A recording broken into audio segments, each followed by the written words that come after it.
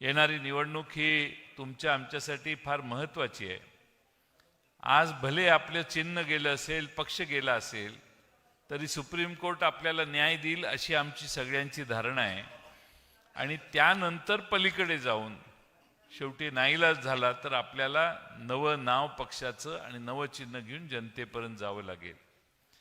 99 साली देखील अचानकपणाने साहेबांनी हा पक्ष स्थापन केला, घड्याळ चिन्ह घेतलं, खात्री नव्हती पण महाराष्ट्रभर ते घड्याळ पसरलं।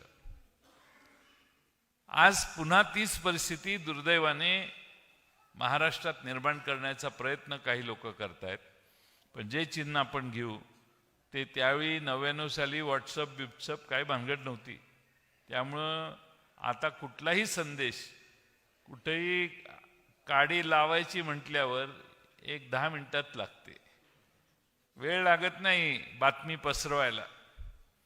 त्यामुळं कोणतीही अफवा जशी झपाट्याने पसरते तसं कोणत्याही प्रकारची बातमी शेवटपर्यंत जाऊ शकते, सामान्य माणसाला सहजगत्या कळू शकतं। आणि आता लोक अडाणी राहिलेली नाहीत, त्यामुळे पक्षाचं नाव आणि चिन्ह जे साहेब घेतील ते क्षणार्धात लोकांच्यापर्यंत पोचेल, त्याची चिंता करण्याची मनात काही शंका ठेवू नका।